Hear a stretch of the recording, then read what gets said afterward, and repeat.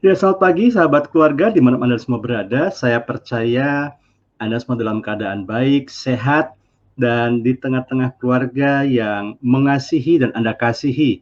Senang sekali pagi hari ini, saya Himawan Nadir Harja dari Family First Indonesia kembali hadir untuk menyapa Anda di rumah Anda masing-masing atau di kantor Anda.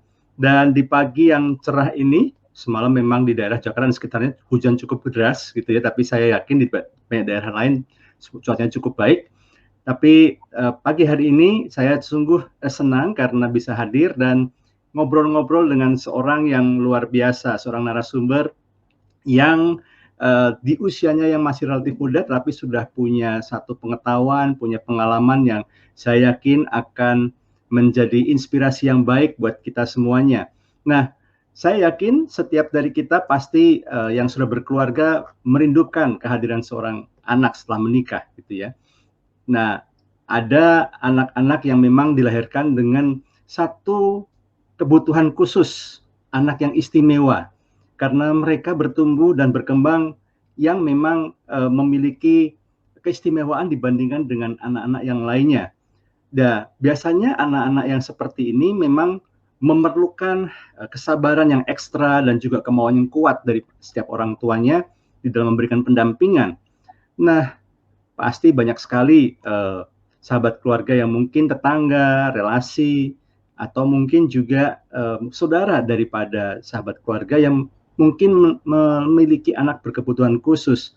Nah, pagi hari ini saya sudah hadir bersama dengan saya, Ibu Kristi Prawira. Apa kabar, Kristi?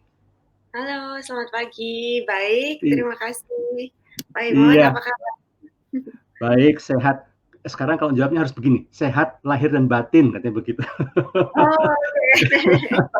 Karena di masa pandemi ini banyak yang secara fisik sehat, tapi secara batinnya mungkin kurang sehat ya karena begitu banyak tekanan. Tetapi pagi hari ini bukan itu topik kita.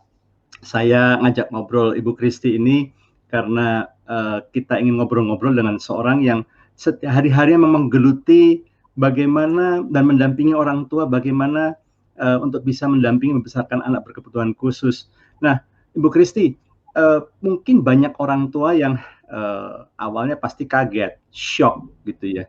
Dan kemudian mungkin juga ada yang mengeluh, mungkin ada yang kemudian meratapi, terus tapi kemudian ya juga bertanya-tanya. Tapi sebelum saya menanyakan pergumulan orang tua yang seperti ini, ada baiknya mungkin Ibu Kristi bisa sharing ke setiap sahabat keluarga apa sih yang dimaksud dengan anak kebutuhan khusus sebetulnya, Bu Kristi? Oke. Sebenarnya anak kebutuhan khusus itu kan definisinya sangat luas ya, jadi bisa Ya. mencakup dari yang mungkin lahirnya prematur atau mungkin yang fisiknya misalnya lahir fisiknya cacat seperti itu. Tapi pada Mm-mm. dasarnya sih kita bisa kategorikan menjadi 4. Jadi yang pertama Oke. adalah masalah fisik gitu ya, jadi misalnya sakit Mm-mm. parah lah, epilepsi. Yang kedua Mm-mm. adalah developmental, jadi Mm. seperti Down syndrome, autis, speech delay, Mm. global developmental delay, hal-hal seperti itu. Yang ketiga bisa dikategorikan dengan emosi. Jadi misalnya ada Mm. gangguan seperti bipolar atau kalau misalnya anaknya ada ADHD gitu ya, jadi super hyper atau mungkin ada juga yang namanya apa sih defiant disorder itu jadi kayak sangat suka marah-marah hal seperti itu. Oh, oke. Dan Oke. terakhir ada satu lagi nih, yang terakhir itu sensori. Jadi misalnya tuna apa ya, kayak buta, tuli gitu. Jadi, Hmm. dikategorikan sebagai sensory issues. Jadi ada 4 major ini sih. Oke, empat empat major-nya ya, empat spektrum dasarnya daripada anak kebutuhan khusus. Nah, Mhm. ya selama ini kan mungkin di antara kita semuanya, begitu anak kebutuhan khusus langsung mengarahnya ke yang tertentu ya, misalnya seperti Down syndrome, kemudian yang apa namanya, memiliki autis dan segala macamnya. Nah, Heeh. eee, dikatakan anak kebutuhan khusus ini dikatakan anak yang istimewa. Menurut Mhm. Bu Kristi sendiri, di mana letak keistimewaannya Bu Kristi? Oke. Well, sebenarnya kalau kembali lagi ke definisi ya, berarti kan Ya, anak-anak ini adalah anak yang membutuhkan perhatian lebih atau perhatian oke. khusus yang mungkin yang tidak dibutuhkan oleh anak-anak tipikal, gitu. Hmm, Mhm. Nah, oke. Jadi perhatian lebih, mungkin juga bimbingan lebih gitu ya, dan mhm, sudah pasti kasih sayang lebih juga ya, ya, dibandingkan dengan anak yang tipikal gitu ya. iya, Nah, eee, sejak kapan, orang tua ini bisa mendeteksi atau bisa merasakan keistimewaan dari anak-anak seperti ini, Bu Kristi? oke, jadi, tergantung ya, kalau misalnya kita ngomong fisik apa, mungkin kalau dari USG udah kelihatan gitu kan. Nah, kita nanti bicaranya banyak ke yang developmental ya, karena mungkin, Ya, ya saya memang areanya di sana. Dan kalau misalnya untuk Down syndrome, itu memang kita bisa deteksi sejak anaknya di dalam kandungan. Jadi oh ada oke. beberapa alat tes gitu yang bisa mendeteksi anaknya Down syndrome atau tidak. Tapi Hmm. kalau untuk yang lain-lain itu tidak bisa terdeteksi dalam kandungan. Jadi Hmm. biasanya orang tua itu telat sih sadarnya itu baru mungkin 1,5 tahun, 2 tahun. Nah, bersyukur sekarang ini banyak sekali penyuluhan-penyuluhan, banyak Hmm. sekali seminar, mungkin talk show seperti ini ya, sangat-sangat Mhm, membantu. mhm, Jadi orang tua sekarang itu lebih aware bahwa, "Oh, anakku kok berbeda ya dengan yang lain, mmm, aku perlu cepat cari bantuan." Nah, mungkin saya boleh share sedikit sih tentang, beberapa red flags gitu ya, apa yang harus oke, kita cari. Jadi mungkin mhm, yang pertama, dari sejak anak itu 6 bulan, itu seharusnya kita udah bisa mulai melihat, apakah anak kita itu kalau digodain gitu, apakah mereka merespon dengan tertawa? Apakah mereka oke, memperhatikan orang lain? Nah, kalau memang tidak, nah ini bisa menjadi salah satu warning gitu. I see. Kemudian dipanggil nggak noleh. Dipanggil Ah, nama berkali-kali, itu nggak ada respon. Mungkin kalau lagi sibuk ya nggak noleh wajar ya, mhm, tapi kalau mhm, misalnya, mmm, dipanggil pas lagi dia tidur atau apa, maksudnya tidur-tiduran gitu nggak noleh, itu bisa menjadi warning sign, I gitu. see. Iya, eee, iya saya sendiri juga di dalam keluarga saya sendiri, keluarga inti maksudnya, ketika saya dibesarkan, salah satu kakak saya itu memang mengalami tadinya kita pikir speech delay gitu ya, kami pikir speech Mmm, delay, tapi mhm, rupanya setelah ya, kalau kalau sekarang mungkin langsung dideteksi dari awal ya, tapi kalau dulu sekian tahun yang lalu mungkin waktu itu perkembangan teknologi medis belum semaju sekarang, ketika dipikir speech delay ternyata ada gangguan dalam pendengaran, hearing impairment dan oke, pendengarannya hanya 30%. Tapi sekarang ya bersyukur tadi seperti tadi Bu Kristi katakan sudah ada, teknologi, sudah ada banyak sekali pengetahuan yang bisa bisa, setiap sahabat keluarga dapatkan dengan membaca, kemudian juga mengikuti webinar, kemudian juga mendengarkan talkshow seperti ini. Paling tidak ya itu tadi ya, itu pentingnya ibu atau ayah suka ya apa ya, merangsang, merangsang itu diajak ngomong, diajak bercanda gitu ya. mmm, Kalau mhm. dipanggil gitu. Nah, kalau misalnya seperti itu responnya cukup baik ya, ya bersyukurlah. Tapi kalau seandainya pun setelah 6 bulan kok ada hal-hal yang sepertinya kok, beda ya. Nah, apakah kemudian ini langsung cepat-cepat harus cari pertolongan atau gimana nih Bu Kristi sebaiknya? Nah, sebaiknya cepat dikonsultasikan. Nah, tapi Mhm. biasanya sih kalau 6 bulan belum begitu ini ya, jadi biasanya yang kami sarankan untuk lakukan adalah yang seperti Bapak bilang tadi itu, kita mau memberikan stimulasi yang banyak sehingga anak Hmm. ini itu bisa, berkomunikasi dengan baik nantinya gitu. Jadi Hmm. stimulasi yang seperti apa sih? Jadi mungkin, kita cerita aja, jadi nyantai aja kita cerita tentang hari kita. "Oh, tadi pagi mama pergi loh ke pasar, beli buah, beli sayur. Nah, sekarang mama mau masak ya. Adik mau lihat mama masak? Ini mama tuang minyaknya, mama masukin ikannya." Misalnya seperti itu. Hmm. Jadi kayak kesannya kan mungkin kok aneh ya kayak cerita sendiri gitu. Tapi, Ya.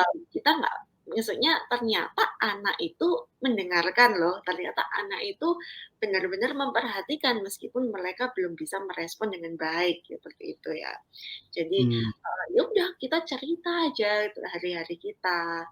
Terus jangan lupa untuk memberikan FaceTime. Jadi, misalnya anaknya berbaring seperti ini, kita di atasnya, kita face to face, eye to eye, kita Oke. ngobrol sama dia, kita berikan kasih sayang, kita bilang, "Oh, mama sayang sama adik," kayak gitu. Terus, saya suka memberikan words of affirmation gitu ya. Jadi, Mhm, "Oh, you mhm. are special, kamu anak yang hebat," seperti itu. Jadi dengan begitu anak itu merasakan bahwa dia itu disayang dan dia itu diperhatikan. Dia diajak involve di dalam kegiatan orang tuanya. Jadi anak ini selain terstimulasi, juga dia akan merasa secure akan dirinya sendiri, seperti itu. Wah, luar biasa. Ini memang ini pentingnya ya, pentingnya sesibuk apapun orang tua tetap harus punya waktu FaceTime. FaceTime-nya bukan lewat gadget, tapi memang di gadget ada aplikasi FaceTime. Tetapi benar-benar, saling melihat, kontak mata, lalu kemudian tetap diajak ngobrol. Karena beberapa orang tua gini Bu Kristi, "Ah, masa dia ngerti sih? Dia kan baru 7 bulan, 8 bulan. Ah, kok saya jadi kayak orang gila sendiri, entar saya ajak ngomong, ketawa-ketawa sendiri." Tapi sebetulnya nggak apa-apa itu ya, Bu Kristi ya? Ya Justru sebenarnya dari nggak situ apa-apa, dari malah situ kita malah di bisa dalam kandungan heeh? mulai di dalam kandungan itu bahkan kan, anak itu sudah bisa mendengar. Ketika Oh, anak oke. itu jadi, pendengaran itu sudah develop ketika mereka di dalam kandungan, as early as Mhm. mulai 3 bulan itu mereka udah mulai dengar kan. Nah, itu makanya di situ kita mau memberikan kasih sayang yang banyak, kita mau memberikan perhatian kepada anak kita, makanya diusap-usap perutnya, seperti itu. Mmm. Ketika mereka lahir malah lebih semakin penting lagi. Jadi semakin banyak kita ngobrol sama dia, meskipun dia nggak respon, tapi itu yang masuk itu jauh lebih banyak daripada yang kita pikirkan, kayak gitu. Iya, jangan anggap remeh ya, meskipun masih bayi, mungkin meskipun belum bisa bicara dengan baik, dengan lancar, tetapi setiap ucapan kita, setiap ekspresi wajah kita, itu sangat bermakna dan itu, saya dan Ibu Krisna dari Family First, kami suka ngomong begini, anak itu begitu lahir, itu langsung matanya itu, dan telinganya itu langsung seperti kamera yang langsung merekam gitu ya, Mmm, merekam merekam, wajah, merekam ekspresi, juga merekam suara gitu ya, sehingga, betul. itu akan menjadi sebuah, stimulasi atau sebuah rangsangan yang baik. Bu Kristi, kalau ngobrol sama Bu Kristi ini asik banget, tapi kayaknya kita mesti berhenti sebentar, karena harus ada yang mau lewat. Sahabat keluarga jangan kemana-mana, pasti kami akan kembali setelah yang satu ini.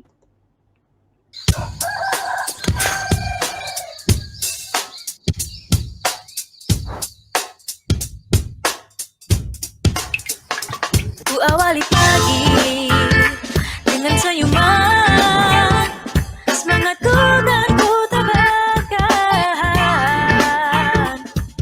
Mungkin menjadi alasan hariku ceria tanpa malas-malasan.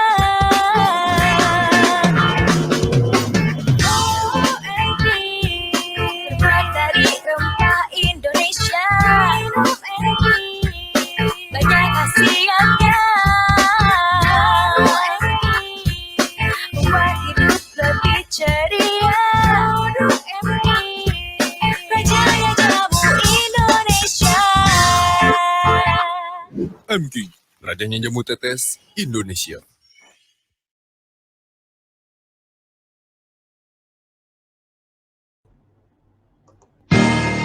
Anda kembali mengikuti Talkshow Inspirasi Keluarga bersama Family First Indonesia.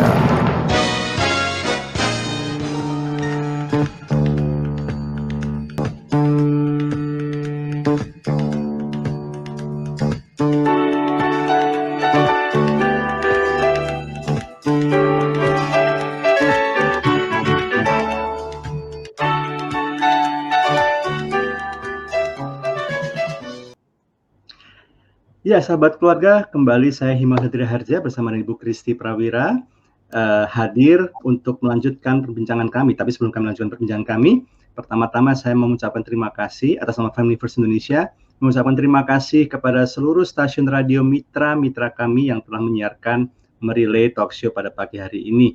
Dan saya percaya setiap dari pendengar setia kami pasti akan mendapatkan inspirasi dan pengetahuan dan wawasan yang baru dari talk show kami setiap minggunya. Pasti setiap Kamis jam 9 kami akan hadir untuk memberikan pencerahan, membagikan wawasan yang penting dan bermanfaat bagi setiap keluarga dimanapun Anda semua berada. Dan jika sahabat keluarga yang mengikuti talk show kami, selain di stasiun radio kesayangan Anda, talk show ini juga, perbincangan ini juga disiarkan secara langsung di YouTube channel daripada Family First Indonesia. Dan kalau Anda ada pertanyaan, Anda bisa mengirimkan SMS atau WhatsApp ke 08111957 697. Sekali lagi, SMS atau WhatsApp ke 08111957 697. Dan selama perbincangan ini berlangsung, Anda bisa mengirimkan atau Anda mungkin berbagi pengalaman, berbagi kisah yang juga bisa menginspirasi sahabat keluarga yang lain. Bu Kristi, tadi kita masih baru pemanasan ini ya, kita baru sampai di permukaan banget tentang anak kebutuhan khusus, tapi itu sudah menarik sekali ya. Bahwa sesungguhnya kita bisa melakukan analisa atau mungkin melakukan cek awal gitu ya, apakah anak kita ini anak tipikal atau anak memang anak yang spesial. Nah, tapi begitu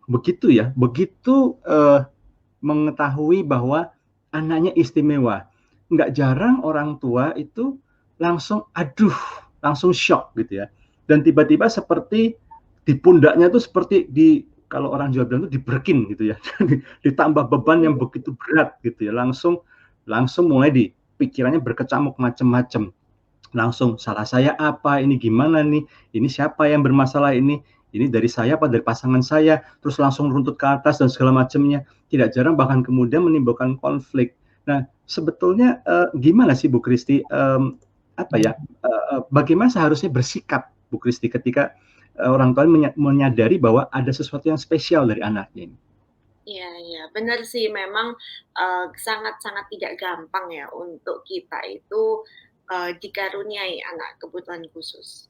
Dan beban kayak merasa benar-benar stres, kayaknya putus harapan seperti itu ya. Tetapi saya mau mengajak saudara-saudara, mungkin papa mama yang punya anak kebutuhan khusus itu untuk melihat beban itu dengan perspektif yang lain gitu.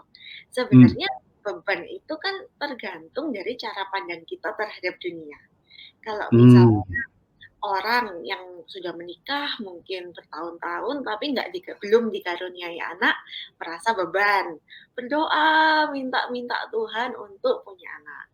Nah, ketika punya anak, beban juga, misalnya anaknya nakal lah, anaknya susah makan, waduh beban ya. Aduh, tahu gitu nggak punya anak, mungkin some people merasa kayak gitu.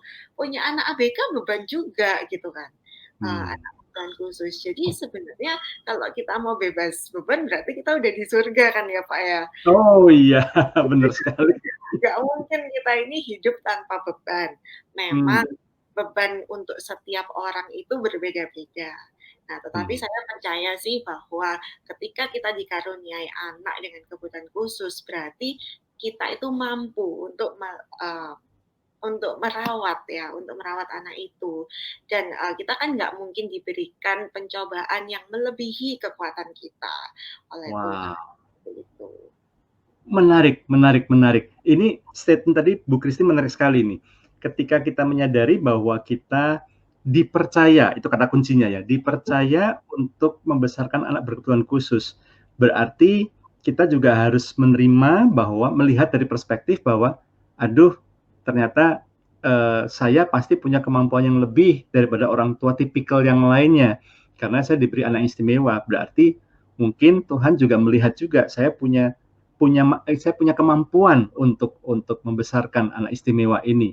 Wah, ketika itu bisa dilihat, itu menjadi langkah awal untuk sebuah penerimaan dan kemudian juga perubahan suasana hati, perubahan juga semangat gitu ya, menjadi lebih percaya diri. Nah, selain itu, Bu Kristi, apalagi yang perlu dibangun dari orang tua begitu menyadari bahwa anaknya spesial, Bu Kristi? Iya, iya. Jadi yang paling penting itu adalah kita menyadari bahwa anak itu adalah titipan Tuhan, bukan milik kita yang perlu membanggakan kita. Karena ketika kita berpikir bahwa, oh ini anakku, ini yang akan menjadi masa depanku, maka ya kehidupan kita ketika punya anak kebutuhan khusus pasti runtuh. Tetapi kalau kita menyadari bahwa ini tuh adalah titipan, dan Tuhan lebih sayang kok sama anak kita daripada kita gitu kan. Maka kita akan merasa lebih damai, lebih tenang. Karena kita kan selalu berpikir, aduh siapa ya yang akan menjaga anak kita kalau dia udah besar, masih kayak gini. Terus kalau aku tua, siapa yang jaga orang anakku kayak gini. Nah, tapi kita percaya penuh bahwa ketika Tuhan itu menciptakan kita dan Tuhan menciptakan anak kita, Dia pasti menyediakan dan pasti memelihara. Nah, jadi kita pasti dipelihara, anak kita pasti dipelihara. Jadi dalam perspektif itu kita nggak perlu takut karena kita tahu ada Sang Pencipta. Nah, yang kedua sebagai orang yang percaya kepada Tuhan ya, kita itu kita juga mungkin jangan merasa oh ya udah kalau misalnya saya perspektif seperti itu nyantai-nyantai aja, toh nanti ya Tuhan pasti memberikan jalannya lah, pasti ada jalan. Terus kita nggak ngapa-ngapain gitu, nggak juga seperti itu. Ya nggak bisa juga seperti itu, karena ketika kita dititipkan anak itu berarti kita punya peran, yaitu peran untuk mencarikan treatment, mencarikan sesuatu yang terbaik untuk anak-anak kita ini sehingga adanya perubahan, sehingga meskipun anak kita mungkin nggak berubah menjadi kayak normal gitu ya, tetapi kita mau mencari hal-hal terapi-terapi yang efektif sehingga anak ini bisa berkembang semaksimal mungkin untuk potensinya dia kayak gitu. Jadi kita nggak boleh give up sebagai orang tua. Iya. Wow, ini menarik sekali ya, Bu Kristi. Ini paradigma bahwa ini titipan Tuhan, ini adalah pemberian dari Tuhan. Ini memang seringkali bukannya orang tua nggak tahu ya, tapi orang tua suka lupa ya, karena begitu punya anak tuh otomatis seolah-olah seperti inilah pengharapan, inilah penerus generasi penerus, inilah kebanggaan saya. Apalagi kemudian ketika anaknya mulai bisa pinter nyanyi misalnya, bisa melenggak-lenggok, lalu kemudian dapat pujian dari teman-teman yang lain. Wah bagus ya, wah siapa dulu bapaknya, siapa dulu ibunya gitu ya. Nah, respon-respon seperti ini, reaksi seperti ini yang seringkali membuat kita lupa ya bahwa sesungguhnya ini titipan dari Tuhan. Dan akibatnya juga sebaliknya, ketika anaknya tidak bisa dibanggakan gitu ya, termasuk ketika anaknya spesial, ini membuat banyak orang tua menjadi menarik diri, malu, kemudian malah biasanya anak-anak seperti ini diumpetin gitu, disembunyikan gitu ya, nggak boleh keluar apa segala macam gitu ya. Nah, Bu Kristi, kita bicara lagi soal pendampingan, karena kan tema kita pagi hari ini adalah pendampingan anak berkebutuhan khusus. Nah, perspektif apa yang seharusnya orang tua miliki selain tadi ya melihat ini sebagai titipan, bahwa ini sebuah kepercayaan, apalagi yang perlu dimiliki oleh orang tua supaya bisa berubah melihat anak yang berkebutuhan khusus ini bukan lagi sebuah beban, tapi sebuah anugerah, sebuah kepercayaan. Apalagi yang perlu dimiliki sikap perspektifnya? Ya, saya suka ini sih, ada satu quote ya dari namanya Robert John Meaden. Jadi dia tuh seorang penulis buku dan pengajar yang terkenal di Amerika. Dia bilang kayak gini, "It shouldn't matter how long it takes for a child to learn, as long as we Mhm, encourage them not to stop." Jadi bahasa mmm, Indonesianya itu nggak penting lah seberapa lama anak kita itu belajar, selama kita terus mendorong mereka untuk tidak berhenti belajar. Nah, mmm, ini tuh, sesuatu yang saya pegang karena kebanyakan anak kebutuhan khusus itu kan, belajarnya jauh lebih lama. Nah, apalagi kalau orang tua sekarang ini sangat, aktif dengan media sosial ya, iya, Instagram lah, Facebook, Twitter, dan lain-lain. Itu bisa positif dan bisa negatif. Negatifnya adalah mmm, kita jadi cenderung kayak melihat, oh kayaknya orang-orang lain itu anak-anaknya pinter, anak-anaknya keren-keren lah. Tapi kan kita nggak tahu tuh di belakang yang tidak mereka posting di story dan di feed mereka itu apa gitu. Malah lebih banyak lagi mungkin masalah yang kita nggak lihat kan. Mungkin mereka anaknya terlihat pinter, tapi mereka ada pertengkaran misalnya di dalam rumah tangga ah, seperti itu. Nah, makanya sangat-sangat penting untuk kita itu, take a stand di mana kita itu harus balance. Kalau I saya see. sendiri, kayak gini, oke saya melimit waktu Instagram saya itu dalam sehari, ini di luar kerja ya kan, sometimes Mhm saya mhm, pakai Instagram untuk, memberikan informasi tentang anak khusus. Jadi untuk personalnya saya aja, oke, saya hanya boleh maksimal 1 jam, tapi yang, good kalau bisa 30 menit saya reward myself seperti oh, itu. oke oke, Mhm. Jadi dengan seperti itu saya, kembali lagi mempunyai perspektif yang grounded ya, di mana saya merasa mmm, tanpa Instagram tuh hidup saya nggak apa-apa loh. Tanpa Instagram mmm, saya melihat, kanan kiri, saya puas kok dengan kehidupan saya, seperti itu, Kak. Jadi, oke, itu sih yang pertama sih yang menurut saya sangat-sangat penting untuk orang tua, eee, pegang ya, jangan nggak perlu membandingkan anak kita dengan anak lain. Belum tentu yang kita lihat itu sebagus, kenyataannya, atau bisa mmm, gitu kan, heeh. Jadi, iya iya iya. itu penting banget untuk dimiliki perspektif itu. Yang Oke kedua, oke. Wah, ini menarik banget Bu Kristi. Jadi memang, apalagi di masa-masa pandemi ini ya, banyak orang tua yang ya semua kerjaan udah beres gitu ya, semua udah beres, rumah udah bersih, semua masak juga udah, terus ngapain ya? Nah, langsung iya, kemudian ambil gadgetnya, ya makanya seorang teman saya berseloroh begini, "Orang tua zaman dulu tuh sukanya begini-begini, kalau orang tua zaman sekarang sukanya begini-begini," gitu. iya iya, Jadinya bener bener. jadinya apa namanya, browsing gitu ya, lihat tas, lihat baju, dan kemudian, apalagi sekarang banyak selebgram, banyak juga, mereka-mereka yang ya pasang ini ya, tebar pesona lah gitu ya, tebar pesona. Sampai sampai ada sebuah artikel juga ternyata dipikir gaya hidupnya kayak sultan gitu ya, tapi ternyata cuman settingan doang ternyata, fotonya, dipikir memang benar-benar naik jet pribadi, ternyata enggak. Nah yang seperti itu, setiap dari kita, sahabat keluarga juga mesti aware ya bahwa apa yang kita di sosial media belum tentu realitanya seperti itu.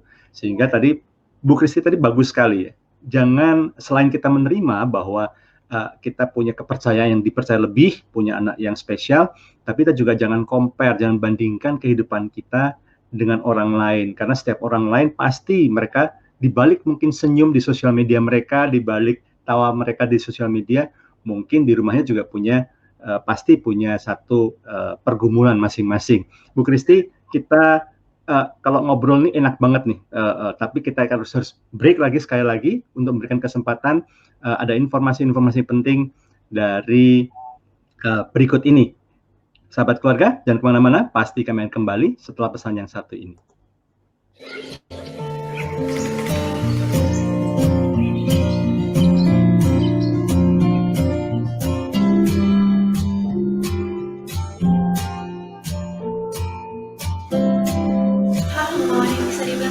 Saya adalah seorang wanita karir yang sering mengalami banyak tekanan dalam pekerjaan saya.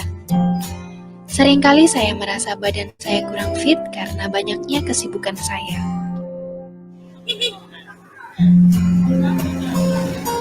Apalagi zaman sekarang banyak makanan yang tidak sehat, polusi udara dan lingkungan, juga cuaca yang tidak menentu mengintai saya setiap hari. Oleh karena itu, saya menerapkan pola hidup sehat demi menjaga kondisi saya dengan rajin olahraga dan tentu saja saya juga mengonsumsi M-King setiap hari. M-King, rajanya jamu tetes Indonesia.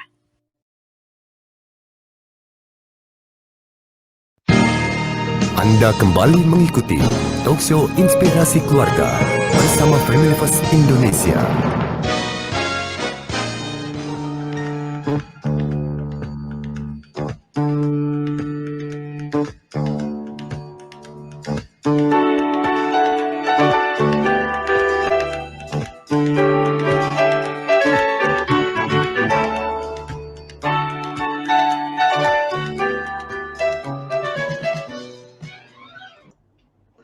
Ya, sahabat keluarga masih bersama dengan kami, saya Himawan Dirharja dan Ibu Kristi Prawira. Kami dari Family First Indonesia senang sekali bisa berbincang-bincang sambil membagikan pengetahuan, wawasan, dan inspirasi yang penting dan bermanfaat bagi kehidupan keluarga. Dan pagi hari ini kami masih berbincang-bincang seputar peran orang tua dalam membimbing anak-anak berkebutuhan khusus. Dan jika di antara sahabat keluarga memiliki pertanyaan atau ingin berbagi pengalaman tentang topik yang kami sedang bincangkan, bisa mengirimkan SMS atau WhatsApp ke 08111 957 697 08111 957 697, atau juga bisa nanti setelah acara talkshow selesai bisa mengirimkan direct message ke akun Instagram kami atau akun Facebook kami. Nah, Bu Kristi, tadi kita sudah bicara panjang lebar dari sisi perspektif orang tua, bagaimana berespon ketika mendapati bahwa anak yang mereka kasih ini ternyata spesial. Nah, sebetulnya apa sih tantangan-tantangan selain tadi ya masalah perspektif ya? Tapi apalagi tantangan yang orang tua perlu perhatikan, apa yang perlu orang tua hadapi dalam mendampingi anak yang istimewa ini, Bu Kristi? Kalau tantangan sih pasti bermacam-macam ya, karena anak spesial itu semuanya unik dan berbeda, nggak ada satupun yang sama gitu ya. Tapi mungkin kalau misalnya saya bisa tarik satu benang merah, masalah yang terbesar yang semua orang tua dengan anak developmental delay itu adalah masalah komunikasi dan perilaku. Nah, sebetulnya kenapa kok masalah perilaku itu muncul? Karena anak-anak ini kan belum bisa berkomunikasi dengan baik. Jadi akhirnya timbullah masalah perilaku, timbullah tantrum atau mungkin nangis lah, pukul-pukul. Karena mungkin mereka mau sesuatu tapi mereka nggak bisa ngomongnya. Jadi akhirnya perilaku seperti itu. Iya. Banyak orang tua yang mungkin kurang aware ya tentang keistimewaan anaknya ini, sehingga ketika anaknya menjadi tantrum, malah orang tuanya jadi reaksi jadi negatif gitu. Ini kok anak kok rewel banget sih, bawel banget nih, kok langsung tinggi temperamennya gitu. Bahkan kemudian tidak jarang melakukan abuse gitu, kekerasan fisik. Selain tantangan-tantangan ini, Bu Kristi, apalagi tantangan yang orang tua juga perlu aware gitu ketika membesarkan anak kebutuhan khusus ini? Iya, nah ini mungkin saya lanjutin sedikit dulu ya, karena masalah perilaku ini sangat-sangat penting untuk kita itu bisa mengerti gitu. Jadi saya ada share masalah perilaku di Instagramnya Blue Bridge Center @bluebridgecenter gitu ya. Jadi nanti kalau Bapak Ibu kepengen belajar lebih bisa ke sana. Cuman saya akan share sedikit. Jadi misalnya gini ya, anaknya itu kepengen makan es krim, tapi dia nggak bisa bilang, "Ma, aku mau es krim." Nah, terus kemudian anaknya nangis-nangis, terus tapi mamanya kurang lebih tahu tuh ya kan, kayak, "Kenapa sih nangis-nangis? Ini kayaknya mau makan es krim nih, ya udahlah kasih aja supaya diem." Nah, nah akhirnya yang akan terjadi, anaknya akan belajar bahwa, oh berarti caraku untuk minta es krim adalah dengan nangis-nangis. Itu yang pertama. Contohnya misalnya anaknya minta perhatian. minta perhatian. Jadi misalnya mamanya lagi sibuk nih bekerja sesuatu, tiba-tiba anaknya, pukul mamanya, misalnya perilakunya Hmm. mukul. Saya mukul, anaknya dimarahin, "Apa sih? Kenapa sih kamu pukul-pukul?" Kayak gitu. Nah, itu kan dimarahin itu sebetulnya adalah sebuah bentuk perhatian. Nah, dia nggak pernah nih Hmm. dapat perhatian yang positif. Jadi yang dia cari, "Nggak papalah daripada aku nggak dapat perhatian sama sekali, lebih baik aku mendapatkan perhatian yang negatif, perhatian marah," itu tadi. Nah, Oh. kebanyakan anak kebutuhan khusus ini, mereka itu nggak bisa membedakan antara perhatian yang positif dan perhatian yang negatif. Jadi, ya wajar kalau anaknya berperilaku negatif terus, anaknya pukul-pukul, anaknya nangis-nangis, demi mendapatkan marahnya mamanya itu tadi. Nggak percaya Oke. ya, heeh.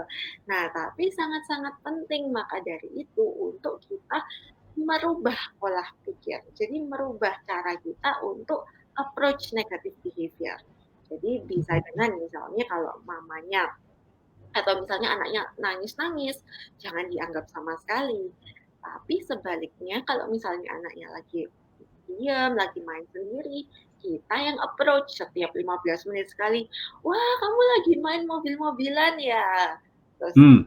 udah simpel-simpel kan, terus nanti datang lagi, "Wah, keren sekali coret-coretnya, hari ini coret-coretnya tambah bagus ya, itu warna-warni loh, keren," gitu misalnya. Jadi waktu anaknya itu diam aja, jangan berpikir, "Oh ya seharusnya anakku seperti itu."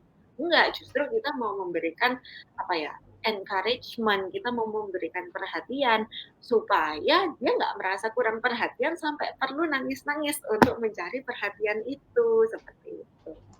Wah, luar biasa. Jadi seringkali banyak orang tua, apa ya, tidak aware ya, justru malah memberikan, reward yang positif ketika anaknya berperilaku negatif ya. Oh, Mhm, marah-marah, ya udah daripada marah-marah, apalagi marah-marahnya kalau di mall gitu ya. Aduh, malu, semua langsung pada ngeliatin semua. Ya udah diturutin. Akhirnya menjadi apa ya, bukan senjata ya, tapi seolah-olah bagi si anak berpikir, oh berarti kalau mau mau makan, mau dapat perhatian dari mama, papa, caranya mesti gini ya, saya betul, mesti marah-marah, banting-banting sesuatu gitu ya, baru dapat. Ya udah daripada nggak diperhatiin, mendingan gini aja deh gitu ya. Nah, mhm, oke, Bu Kristi, ini ada pertanyaan menarik nih dari pendengar kita. mhm, Adakah tingkatan atau golongan anak ABK, Bu Kristi? mhm. Oke, nah itu kembali lagi ya, karena masalah anak ABK itu kan luas sekali. Mhm, Tapi mhm, kalau sekarang kita mengacu selalu pada DSM-5, yaitu, oke. diagnostik manual. Kalau untuk, autisme sekarang itu payungnya hanya satu, Autism Spectrum Disorder. Memang Hmm, dulu sangat sering kayak, oh ini apa, ya memang mild. aja ya, mild, moderate, severe, itu memang masih ada. Cuman kita udah nggak ada bilang, "Oh ini Asperger syndrome, anaknya, yang IQ-nya di atas rata-rata." Itu kita udah kalau Asperger syndrome udah nggak ada. Cuman I kalau see. mild autism sama severe autism itu masih ada, seperti itu. Oke. Tapi, kalau yang berarti tingkatannya lebih ke apa ya, ringan, kemudian, sedang, berat, kurang lebih seperti Ya, itu ya tingkatannya ya. seperti itu. Tapi kalau secara DSM sebetulnya sudah nggak ada lagi ya, atau gimana, Bu Kalau Kristi? secara DSM yang nggak ada itu, high functioning autism. Jadi, kita bilangnya ringan aja, bukan kayak, "Oh ini anaknya high functioning, berarti anaknya itu, bisa multi talented." Nah, karena kalau dulu itu kan kita lihat-lihat film, oh anak autis itu pasti, ini ya, pasti punya bakat tertentu. Nah Ya, daya ingatnya tajam, buku buku telepon betul. aja, satu buku telepon dihafal semua, misalnya gitu. Nah, heeh. Nah, itu, akhirnya membuat perspektif yang salah, karena kan ternyata nggak semua anak autis itu punya kelebihan yang seperti itu, misalnya kayak gitu. Jadi Iya kalau iya. saya sih nggak terlalu suka untuk melihat, "Oh, dia bisanya apa, nggak bisanya apa." Kalau saya, "Oke, dia bisanya segini, ayo kita tingkatkan ke segini. Ayo kita tingkatkan lagi." Kayak gitu. Wah, ini pendekatan yang menarik nih. Jadi, daripada kita meresahkan, mengkhawatirkan beberapa hal yang dia nggak bisa, lebih baik apa yang bisa ini kita perkuat lagi gitu Bu Kristi ya, salah satu Betul, approach-nya ya. Jadi kita approach-nya itu 2. Yang pertama adalah mengurangi problem perilaku, yang Mhm. kedua adalah meningkatkan kemampuan, skills yang dia punya. Misalnya kalau let's talk about misalnya anak autisnya itu autis yang sangat berat gitu ya, Mhm. kayaknya diajarin apa-apa sangat susah gitu. Oke, kita jangan fokuskan kepada akademik. Kalau misalnya kita fokuskan, "Aduh anakku harus sekolah, harus bisa mengikuti pelajaran." Ya Nah, nggak akan bisa. mmm, Tapi kalau misalnya sudah seperti itu, yang akan saya encourage orang tua untuk fokuskan adalah, ayo kita, eee, kejar supaya anak ini bisa hidup dengan independen.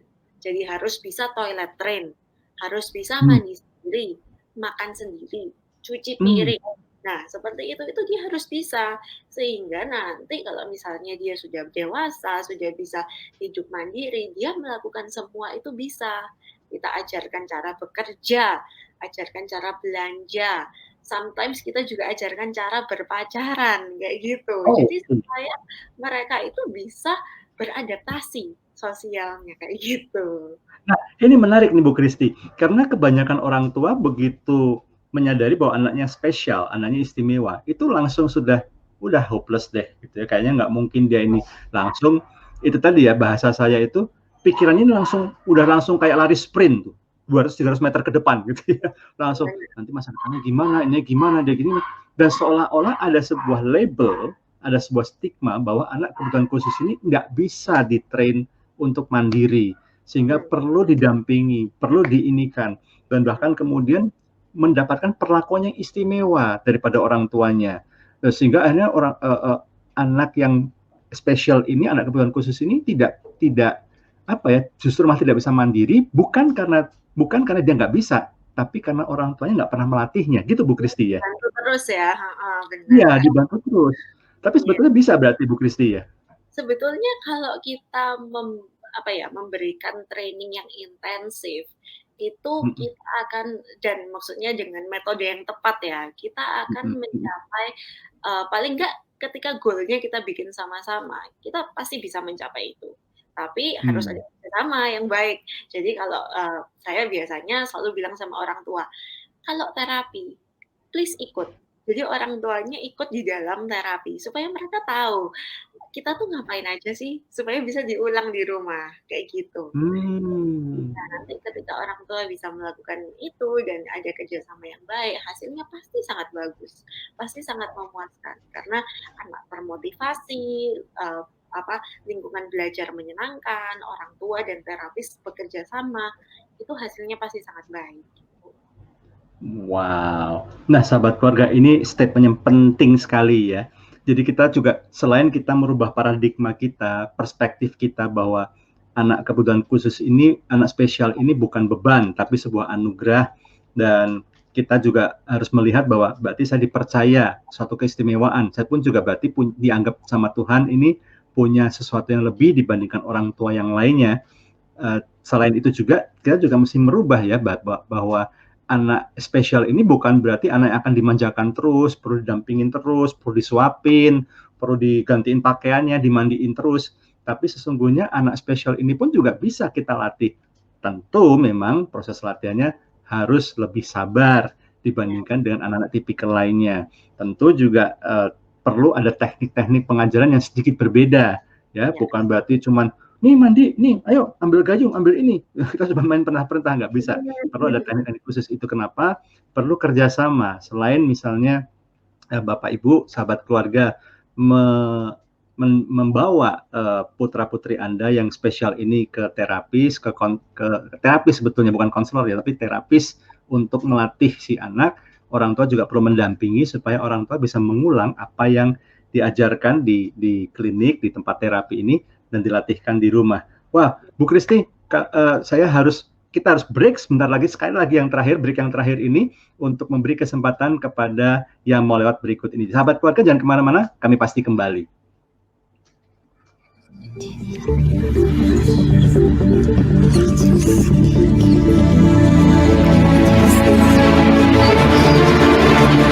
Move up, move up.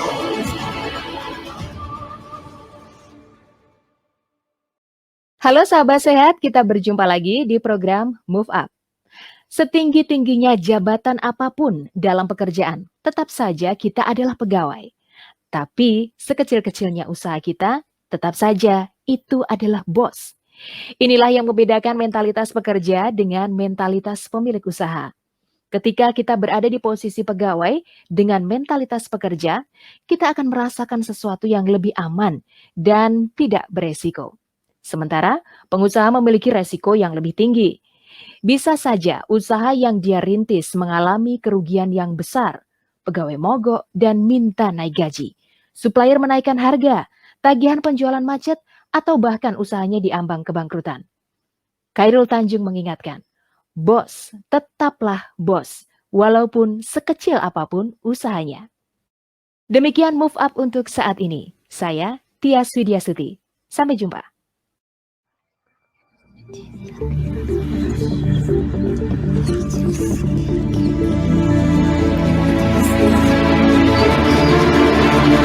Move Up, persembahan M King, nutrisi alami, sehat bestari. M King, rajanya jamu tetes Indonesia, produksi Unimax Power.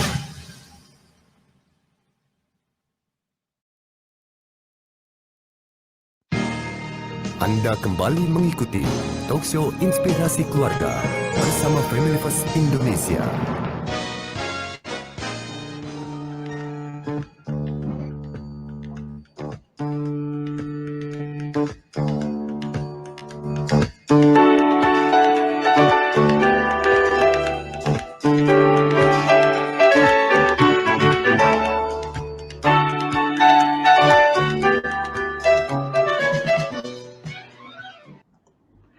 Ya, sahabat keluarga, senang sekali kami bisa terus berbincang-bincang dan memberikan wawasan, memberikan inspirasi bagi Anda semuanya. Tetapi bagaimanapun juga waktu membatasi kita, tapi masih ada sekitar 12 menit lagi, Bu Kristi ya. Kita istilahnya kalau di perlombaan itu putaran terakhir gitu istilahnya. Nah, Bu Kristi, ini ada satu pertanyaan titipan yang masuk gitu ya. Apakah diizinkan seorang anak ABK itu di-entertain atau dihibur dengan menggunakan gadget supaya dia tenang?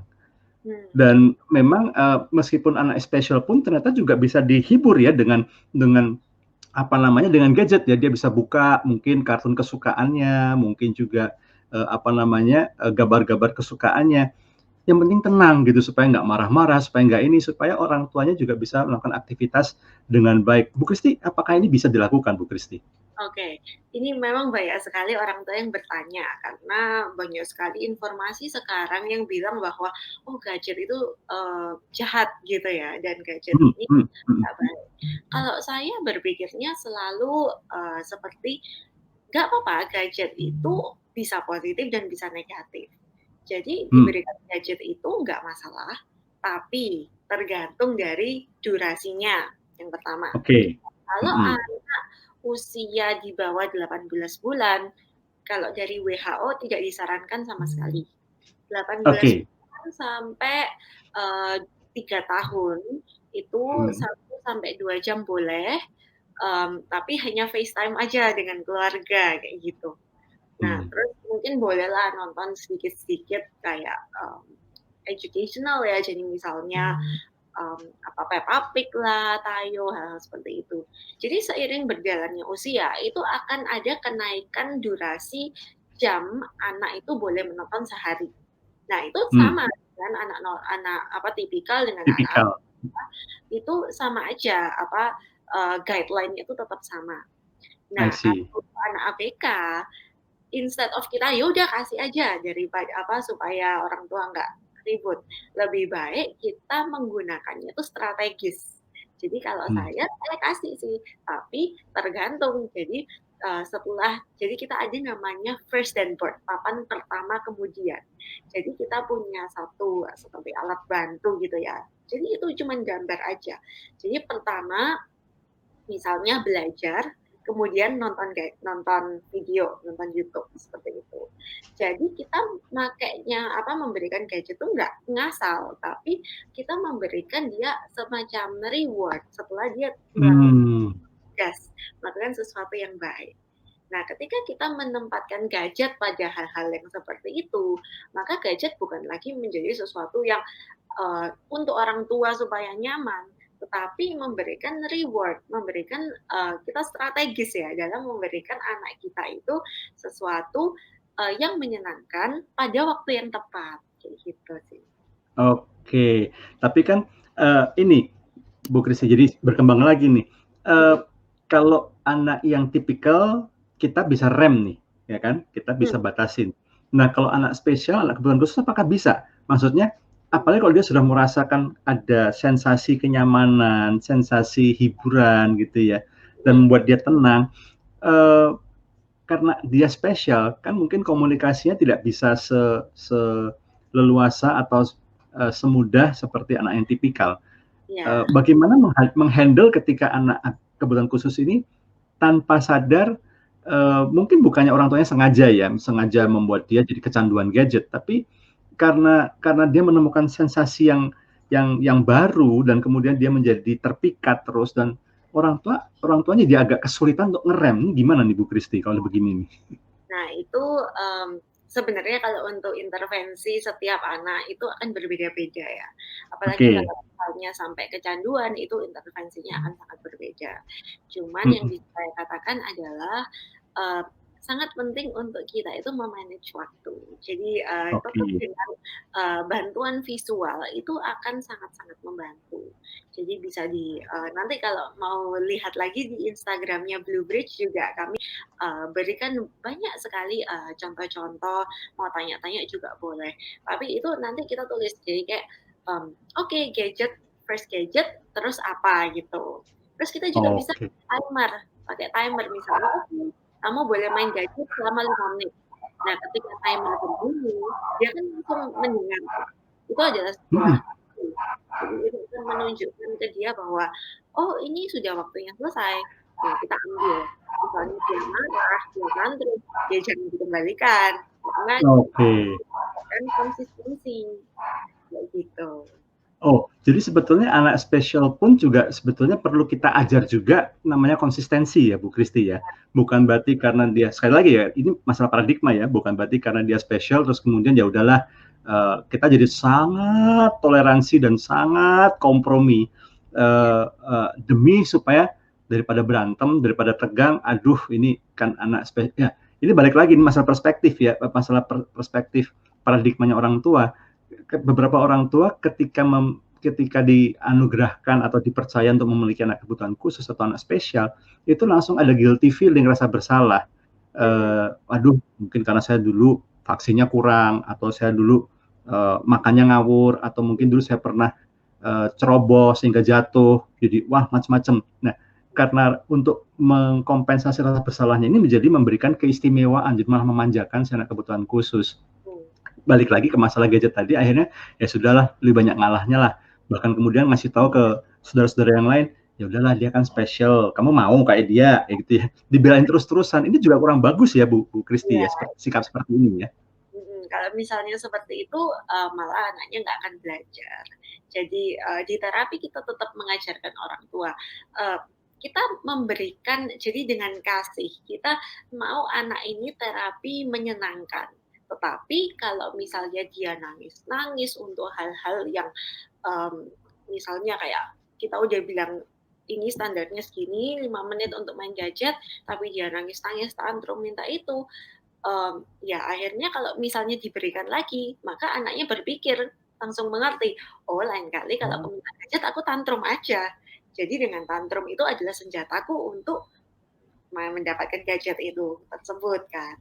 Jadi sebagai tua, kalau kita memanjakan, malah akhirnya kita akan mendapatkan lebih banyak problem perilaku. Wah, ini luar biasa sekali nih sahabat keluarga. Ternyata ya ada beberapa kekeliruan selama ini, bahwa seolah anak kebutuhan khusus, anak spesial ini seolah yang lemah, yang tidak bisa dilatih mandiri. Itu ternyata keliru selama ini. Ternyata sikap orang tua yang mungkin bagian dari mengkompensasi rasa bersalahnya, atau mengkompensasi dari rasa bersalah ya, kemudian berusaha untuk melimpahi, terlalu memanjakan si anak yang spesial ini dengan sejumlah kompromi, sejumlah toleransi yang lebih daripada anak-anak yang tipikal lainnya. Nah, Bu Kristi, ini waktu kita nggak banyak lagi nih, tapi ada beberapa pertanyaan saya mau tanyakan ini. Peran-peran konkret seperti apa yang mesti orang tua lakukan kepada anak berkebutuhan khusus ini, Bu Kristi? Oke, jadi kalau peran konkret sih yang pasti adalah menstimulasi yang baik ya. Jadi banyak sekali anak-anak yang datang ke saya itu ternyata tuh bukan kebutuhan khusus, tapi cuman kurang stimulasi aja. Jadi anak saya kok udah 2 tahun belum ngomong, ya nggak pernah diajak ngomong masalahnya kayak gitu. Jadi akhirnya ketika diajak ngomong sama terapi sebentar aja cuman 3 bulan, baik anaknya nggak udah tipikal, maksudnya udah nggak gitu. Jadi ya kita harus ekspektasi kita harus real ya, karena kan anak-anak itu kalau kita mau anak berperilaku dengan baik, jangan dimarahin. Orang anaknya nggak pernah diajarin caranya berperilaku dengan baik, kita harus mengajarkan caranya seperti apa, kayak gitu. Kalau pengen anaknya bisa ngomong, ya diajak ngomong, bukan dipijat gitu kan. Jadi harus Iya. jadi seperti itu. Dan jangan lupa bahwa anak kebutuhan khusus itu nggak sebodoh yang kita pikirkan. Makanya aku berpikir kan, tadi saya bilang, oh kalau dia belajar, kalau misalnya aku marah-marah, aku dapat iPad gitu ya. Dia kan langsung pintar tuh, dia langsung tahu, oh ya udah lain kali ngapain aku minta nangis aja, marah-marah aja. Jadi mereka belajarnya sebetulnya itu cepat, makanya orang tua tuh sometimes terkaget-kaget, oh ternyata dia bisa ya. Karena selama ini langsung pemikirannya, dia nggak bisa apa-apa, kayak gitu sih. Jadi perspektifnya harus tepat, jadi stimulasinya harus baik. Yang kedua adalah daripada kita nyuruh anak, ayo lakukan ini, ayo ngomong ini, kita tunjukkan aja caranya, bukan menunjuk. Instead of kita ambil gelas, kita tunjukkan, ini mama ambil gelas, kayak gitu. Jadi tunjukkan, itu anak merasa nggak disuruh-suruh, tapi diberikan kesempatan untuk mengikuti apa yang orang tua lakukan, seperti itu. Dan yang ketiga adalah terus mencari evidence-based treatment. Jadi dalam arti sekarang itu banyak sekali talk-talk yang di Instagram lah, di YouTube itu memberikan inspirasi ya. Jadi mencari terapi yang tepat itu seperti apa. Karena kalau dulu terapinya anak ABK itu dijepit ke dinding, matanya ditutup lah, terus habis itu dikasih elektromagnetik. Wah, itu sangat membuat anak itu trauma. Jadi beberapa anak itu sampai ketika ngelewatin tempat yang seperti itu, tempat terapinya yang dulu, mereka itu udah nangis-nangis ketakutan. Nah, seperti itu nggak ada evidence-nya, malah bikin trauma.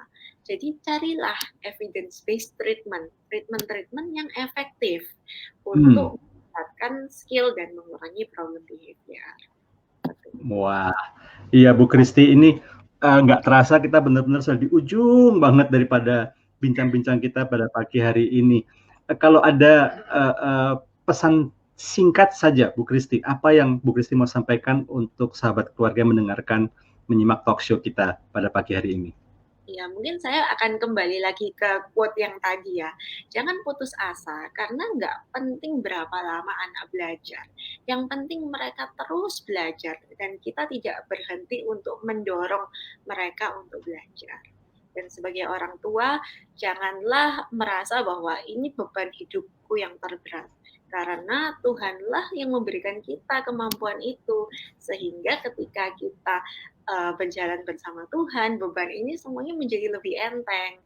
Dan ngobrollah dengan profesional, ngobrollah dengan teman-teman yang membangun, supaya dengan begitu kita nggak merasa kita berjalan sendirian, seperti itu. Wow, well put Bu Kristi, thank you. Terima kasih sekali gitu ya untuk insights-nya, untuk advice-nya, untuk inspirasi yang luar biasa. Saya yakin setiap yang mendengarkan bincang-bincang kita pada pagi hari ini, baik yang mendengarkan melalui stasiun radio masing-masing, maupun nanti akan mengikuti, menyimak melalui YouTube channel dari Family First Indonesia, karena talk show kita juga nanti akan di-upload ya, diunggah ke YouTube channel Family First Indonesia. Pasti mereka akan mendapatkan wawasan baru, dan saya berharap juga bisa mengubah paradigma yang keliru selama ini, sikap hati yang keliru selama ini. Terima kasih sekali lagi Bu Kristi dan sahabat keluarga. Jika Anda masih memiliki pertanyaan atau mungkin mau berbagi pengalaman berkaitan topik ini, Anda bisa menghubungi SMS atau WhatsApp di 08111957 08111957 atau bisa juga mengunjungi Instagram kami @familyfirstindonesia, atau juga bisa menikmati tadi ya pengajaran-pengajaran dari Bu Kristi dan juga teman-teman dari Blue Bridge Center, satu layanan yang mengkhususkan diri untuk mendampingi orang tua yang memiliki anak kebutuhan khusus. Saya Himawan Dirharja bersama Bu Kristi, kami pamit undur diri dari hadapan Anda. Tetap semangat, tetap sehat, dan sampai ketemu di lain kesempatan.